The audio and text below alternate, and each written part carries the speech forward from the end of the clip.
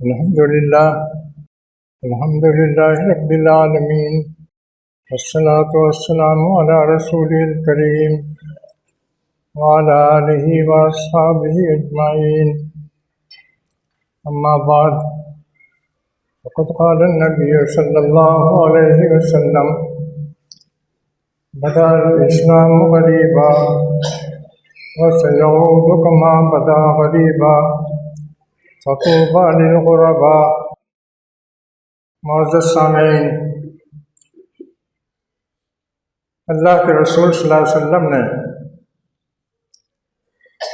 اسلام کی اشاعت کے لیے، اسلام کی دعوت لوگوں تک پہنچانے کے لیے اور لوگوں کو خدا پرست بنانے کے لیے کتنی جدوجہد کی اس کا آپ اندازہ نہیں کر سکتے ہیں۔ سیرت کی کتابوں میں اس کا تذکرہ ملتا ہے، لیکن بہت ہی ہلکے انداز میں۔ ایک شاعر نے بہت صحیح تصویر کھینچی ہے: طائف میں مقدس خون ٹپکا، مکے میں کبھی پتھر کھائے۔ طائف میں مقدس خون ٹپکا، مکے میں کبھی پتھر کھائے، بس ایک تڑپ تھی کیسی تڑپ، انسان ہدایت پا جائے۔ اللہ کے رسول صلی اللہ علیہ وسلم نے رات و دن کی جدوجہد سے ایک اسلامی معاشرہ تیار کیا، ایک اسلامی فوج تیار کی، ایک قرآنی نسل تیار کی۔ وہ نسل جو قرآن کو اپنا رہنما سمجھتی تھی، اسی کو اپنا اوڑھنا بچھونا اس نے بنایا، اسی کے ساتھ صبح کیا، اسی کے ساتھ شام کی۔ اس انتھک جدوجہد کے بعد اللہ تعالیٰ نے اسلام کو غلبہ عطا کیا، اسلام کو سربلند کیا، اور پورے جزیرہ عرب میں اسلام کا پرچم لہرانے لگا۔ پورا جزیرہ عرب نبی صلی اللہ علیہ وسلم کے وصال سے پہلے اسلام کے دامن میں آ گیا، اور اسلام کے جھنڈے وہاں لہرانے لگے۔ یہ موقع ایسا تھا کہ آپ خوش ہوتے ہیں، یہ موقع ایسا تھا کہ فتح کا جشن منایا جاتا، جیسا کہ عام طور سے دستور ہے کہ فتح حاصل ہوتی ہے تو جشن مناتے ہیں، لیکن اللہ کے رسول صلی اللہ علیہ وسلم کے ہاں ایسا کوئی جشن نہیں تھا۔ لوگوں نے دیکھا کہ آپ کی زندگی کے آخری ایام اداسی کے ساتھ، افسردگی کے ساتھ، فکر مندی کے ساتھ گزر رہے تھے۔ لوگوں نے پوچھا کہ اللہ کے رسول، آپ اداس کیوں رہتے ہیں؟ آپ کو خوش ہونا چاہیے، آپ افسردہ کیوں رہتے ہیں؟ تو آپ نے فرمایا کہ اسلام آیا تو اجنبیت کے عالم میں تھا، اس کو کوئی جاننے والا نہیں تھا، کوئی پہچاننے والا نہیں تھا، کوئی سمجھنے والا نہیں تھا، اور اس کی بات کو کوئی سننے والا نہیں تھا۔ عنقریب ایسا زمانہ آئے گا کہ پھر اسلام اسی اجنبیت کے عالم میں آ جائے گا۔ پہلی اجنبیت کفار و مشرکین کی طرف سے تھی۔ ظاہر ہے کہ انہوں نے اسلام کی دعوت نہیں سنی تھی، اللہ کا کلام انہوں نے نہیں سنا تھا، جاہلیت میں انہوں نے زندگی گزاری تھی، تو جو ان کا طرز عمل تھا ایک فطری طرز عمل تھا۔ لیکن اب جو غربت آئے گی، یہ غربت دوسروں کی طرف سے نہیں بلکہ اپنوں کی طرف سے ہوگی۔ فرزندان اسلام کی طرف سے غربت آئے گی۔ وہ لوگ اسلام سے کنارہ کش ہو جائیں گے، غافل ہو جائیں گے، اس کی تعلیمات سے غافل ہو جائیں گے۔ قرآن پاک ان کے اندر اجنبی بن جائے گا۔ قرآن پاک یہ کہے گا کہ ایک بار ہنسایا جاتا ہوں، 100 بار رلایا جاتا ہوں۔ یہ قرآن پاک کی کیفیت ہوگی۔ یہ غربت بہت ہی دردناک ہے، بہت ہی دردناک، بہت ہی دردناک۔ اللہ کے رسول صلی اللہ علیہ وسلم کی اس حدیث کو ہم نے پہلے بھی سنا ہوگا اور نہ جانے کتنی بار سنا ہوگا۔ پتہ نہیں ہمارے اندر کوئی حوصلہ پیدا ہوتا ہے کہ نہیں، کوئی عزم پیدا ہوتا ہے کہ نہیں، کوئی درد اور کوئی کسک پیدا ہوتی ہے کہ نہیں کہ ہم اسلام کو اجنبی نہیں رہنے دیں گے، اسلام کو مغلوب نہیں رہنے دیں گے، اسلام کو مظلومی کی حالت میں نہیں دیکھ سکتے ہیں۔ یہ ہمارے اندر جذبہ، یہ حوصلہ پیدا ہونا چاہیے۔ اس وقت جن لوگوں نے آپ کی یہ بات سنی کہ اسلام دوبارہ غربت کے عالم میں آ جائے گا، اجنبیت کے عالم میں آ جائے گا، تو وہ تو پریشان ہو گئے۔ وہ پریشان ہو گئے، کیا ایسا بھی ہوگا کہ جس باغ کو ہم نے اپنے خون سے سینچا ہے، جو چمن ہم نے خونی جگر سے سینچا ہے اور جس کو تیار کیا ہے، کیا اس باغ میں بھی خزاں آ جائے گی؟ کیا وہ باغ پتجھڑ کا شکار ہو جائے گا؟ کیا وہ اسلام جس کو ہم نے قوت اور شوکت عطا کی اپنے خون جگر سے سینچ کر کے، وہ اسلام کمزور ہو جائے گا؟ یہ چیز ان کے لیے بہت ہی ناقابل برداشت تھی۔ ظاہر ہے کہ ہر غیرت مند مسلم کے اندر یہ جذبہ پیدا ہونا چاہیے۔ آپ نے سنا ہوگا کہ حضرت ابوبکر رضی اللہ تعالیٰ عنہ خلیفہ اول، جب انہوں نے خلافت سنبھالی ہے تو مختلف قبائل نے فتنے اٹھائے۔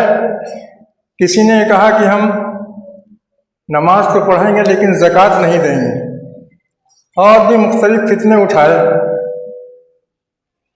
اللہ کے رسول صلی اللہ علیہ وسلم کے خلیفہ راشد نے یہ کہا کہ زکوٰۃ تو دینی ہوگی، زکوٰۃ دینی ہوگی، اس کے لیے ہم جنگ کریں گے۔ اس وقت کے صحابہ کرام نے کہا کہ یہ خلیفہ رسول حالات بہت اچھے نہیں ہیں، جگہ جگہ سے فتنے سر اٹھا رہے ہیں، اس موقع پر نرمی سے کام لیجیے۔ اس وقت انہوں نے فرمایا کہ اَيُنْتَقَصُ مِنْ هَذَا الدِّينِ وَأَنَا حَيٌّ، میں زندہ ہوں، میرے جیتے جی کیا دین میں کوئی کمی کی جا سکتی ہے؟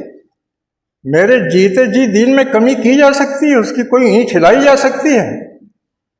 واللہ لو منعونی قالا کانوا یدونہ الی رسول اللہ لقاتلتہم علیہ، اللہ کی قسم اگر اونٹ باندھنے کی رسی بھی وہ رسول اللہ کے ہاتھ میں دیتے تھے تو اس رسی کے لیے بھی میں جنگ کروں گا یہاں تک کہ میں اس کو حاصل کر لوں۔ یہ جذبہ تھا۔ اس جذبے کو لے کر کے نبی صلی اللہ علیہ وسلم کے زمانے میں جزیرہ عرب میں اسلام تھا، لیکن انہوں نے کہا کہ اس اسلام کو بلند ہونا ہے، سر بلند ہونا ہے، پھیلنا ہے، غالب ہونا ہے، ساری دنیا میں اس کو پہنچانا ہے۔ چنانچہ آپ کو معلوم ہے کہ خلفائے راشدین کے زمانے میں صحابہ کرام جزیرہ عرب سے نکلے اور انہوں نے جو اس وقت کی سلطنتیں تھیں، رومی اور ایرانی سلطنتیں، ان لوگوں کو انہوں نے ٹھونک دیا، انہوں نے چیلنج کر دیا اور ان سے کہا کہ تم لوگ راہ راست پر آ جاؤ، بندوں پر ظلم کرنا چھوڑ دو، ظلم اور زیادتی کو ہم برداشت نہیں کر سکتے ہیں۔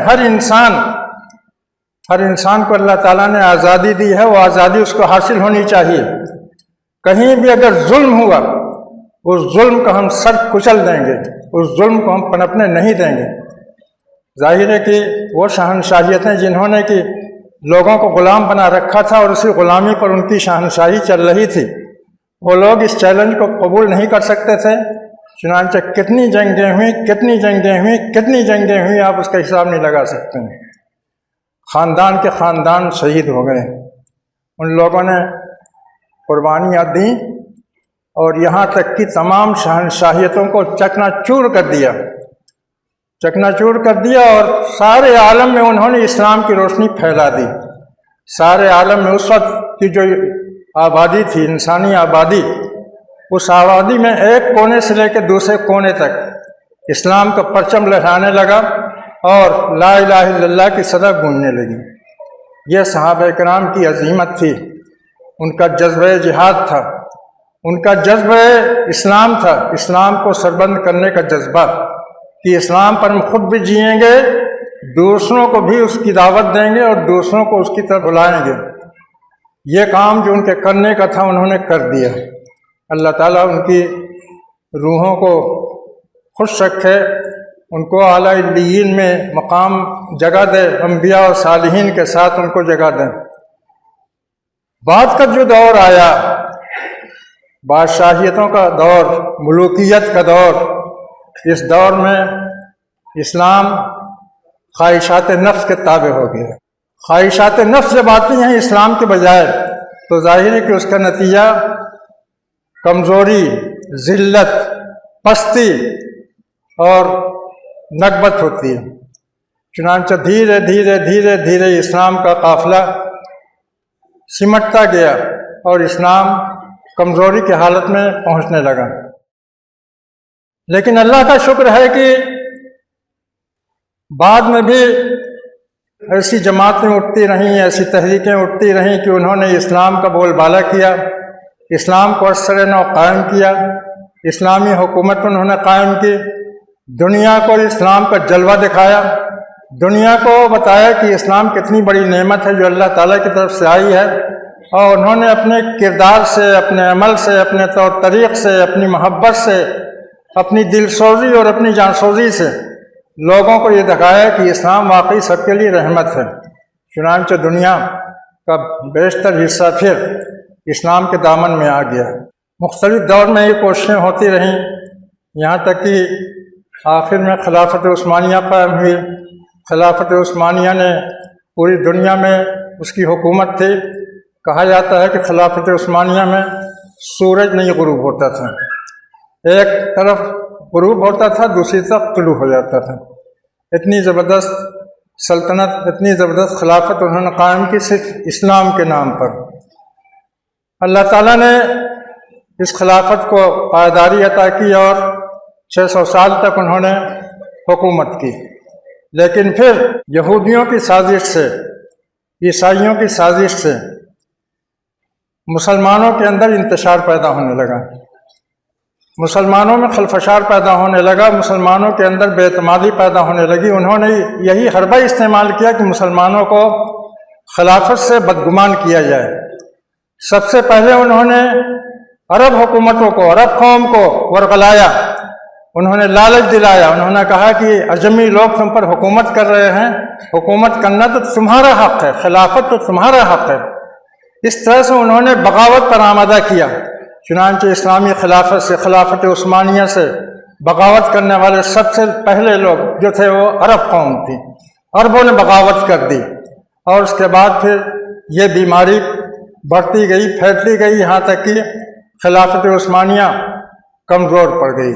اور اس کے بعد پھر جنگ عظیم کے بعد جو حالات ہوئے وہ آپ سب کو معلوم ہے، اس کا موقع نہیں ہے۔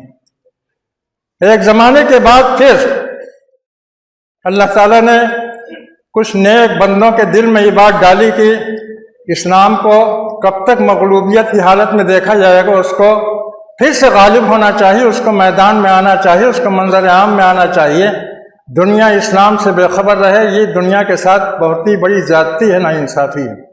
چنانچہ انہوں نے یہ کوشش کی، تصور کیے کہ بمباریاں ہو رہی ہیں، بلڈنگیں گر رہی ہیں، علاقے کھنڈر بن رہے ہیں، بچے ہیں، عورتیں ہیں، بوڑھے ہیں، وہ سب کے سب جاں بحق ہو رہے ہیں، لیکن ان کے عزم و استقلال میں کوئی فرق نہیں آیا۔ اگر اپنے بچے مرنے لگیں کہ شہید ہونے لگیں، عورتیں شہید ہونے لگیں، ان کی عزت اور ان کی جان محفوظ نہ رہے تو بڑی سے بڑی فوج بھی اس کے حوصلے پست ہو جائیں گے۔ لیکن یہ قوم ایسی ہے کہ سب کچھ دیکھ لیا انہوں نے، لیکن کسی کی زبان پر کوئی حرف شکایت نہیں، کسی کی زبان پر کوئی شکوہ نہیں، کسی کی زبان پر کوئی کمزوری کی بات نہیں۔ جو لوگ شہید ہوئے انہوں نے اللہ کا شکر ادا کیا کہ اس نے ہمیں یہ عزت اور یہ شرف عطا کیا ہے، اور وہ اپنے کام میں لگے رہے۔